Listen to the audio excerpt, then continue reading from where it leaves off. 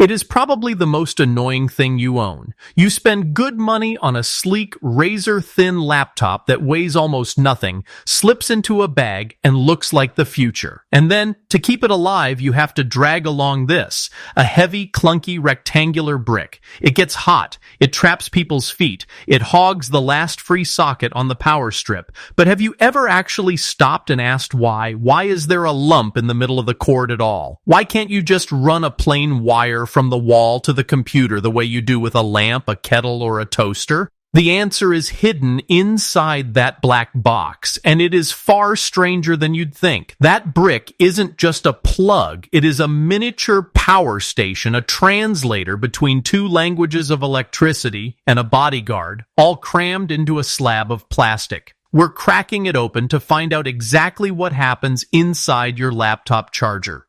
To understand the brick, you first have to understand the problem it was built to solve, and that problem is more than a century old. The electricity pouring out of your wall is frankly chaotic. It's alternating current, or AC, and it doesn't flow in one steady direction. It surges back and forth, completing a full cycle 50 or 60 times every single second at high voltage, usually around 120 volts in North America or 230 in much of the rest of the world. Picture a fire hose thrashing under full pressure. Now, why would we ever pipe something so violent into our homes? Blame a feud from the 1880s. Thomas Edison championed direct current, the calm, one-way flow you get from a battery.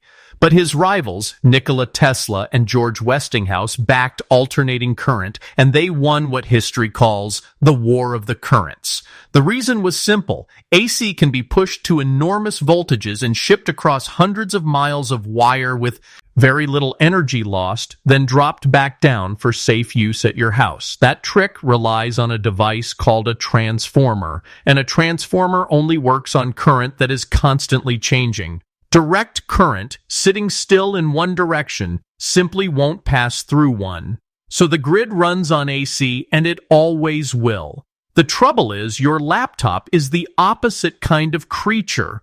The delicate electronics inside need exactly what Edison was selling: a steady, calm, one-way trickle of direct current which the laptop takes in at a gentle voltage of around 19 volts. Hand that raging 120-volt hose straight to the motherboard, and you wouldn't get a computer, you'd get a puff of smoke. So every laptop, every phone, every gadget you own has to quietly undo the grid's choice and turn AC back into DC. That is the brick's job, and it pulls it off in 3 distinct stages.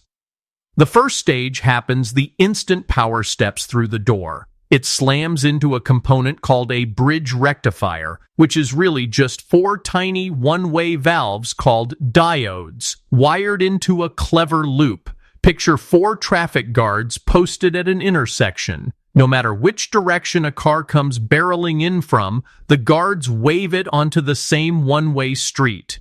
That is what the diodes do to the electricity. A lazier design would use a single diode and simply block the backward half of every wave, but that throws away half of your power. The bridge is smarter. Instead of blocking the negative half, it flips it upward, so both halves of the wave now push in the same direction. What comes out the other side is no longer thrashing back and forth, but it is far from smooth. It's a lumpy, bumpy, one-way stream, a road full of potholes, pulsing up and down 100-odd times a second. Good enough for some things, nowhere near good enough for a computer, which wants its power as flat and boring as possible.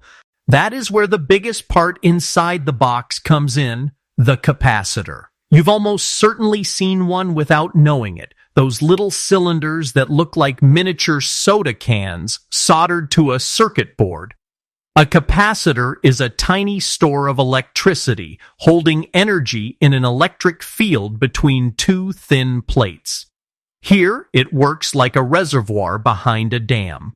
When the bumpy power surges up to a peak, the reservoir fills, soaking up the excess. A split second later, when the power dips toward zero, the reservoir opens its gates and releases what it stored, topping the level back up. Surge, release, thousands of times a second until the jagged peaks and valleys are filled in and the stream comes out almost perfectly flat. One word of warning, by the way, a large capacitor can hold that energy for a while even after you unplug the charger, which is exactly why you should never pry one of these bricks open. It can bite back. But there's still one stubborn problem left. The voltage is far too high. We need to drag 120 or 230 volts down to a tame 19, and that turns out to be the hard part. The old-fashioned way was a transformer wound with a heavy slug of iron and copper coils, and the lower the frequency of the current, the bigger and heavier that lump of metal has to be. Build a laptop charger that way, running at the wall's sluggish 60 cycles a second, and you'd be hauling around a brick that weighs several pounds. So engineers pulled a beautiful trick called a switch mode power supply. Inside the box, a transistor acts as a gatekeeper, and it chops that freshly smoothed direct current back up into pulses, flicking it on and off tens of thousands of times every second.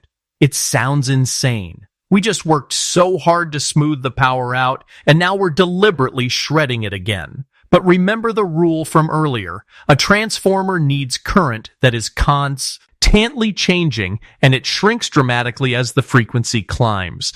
By pulsing the power tens of thousands of times a second instead of 60, engineers can shrink that heavy iron transformer down to something the size of a thumbnail and still step the voltage neatly down to 19 volts. That is the real magic of the brick. It isn't passively letting electricity through, it's actively chopping, shrinking, and rebuilding the power faster than you can blink.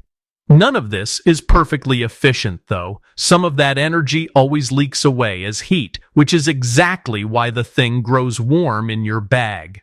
It's also why the newest chargers have shrunk so much. They swapped the old silicon switch for a material called gallium nitride, or GaN, which can flick on and off even faster while wasting less energy, letting a charger half the size do the same job and stay cooler. There is one last component hiding in there, and it might be the most important of all, the optocoupler. Call it the bodyguard. Everything we've described leaves the charger split into two worlds, a high-voltage side wired straight to the lethal power of the wall, and a low-voltage side that feeds the cable in your hand. Those two worlds must never touch. But the charger still needs to watch its own output and tell the switching transistor to speed up or slow down to hold the voltage steady. So how do you send a message across a gap you are forbidden to bridge with a wire? You use light.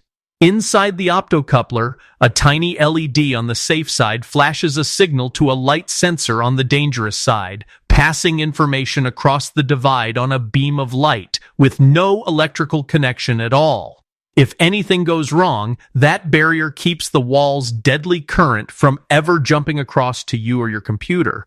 So the next time you trip over that blocky cord or curse it for hogging the outlet, give it a little respect. It isn't a dumb lump of plastic. It is a tiny city of bridges, reservoirs, gatekeepers, and a bodyguard quietly rebuilding the laws of electricity thousands of times a second to keep your digital life running and settling a 140-year-old argument between Edison and Tesla every single time you plug in. If you enjoyed cracking open this black box with us, hit that like button and subscribe for more hidden stories behind the everyday objects all around you. See you next time.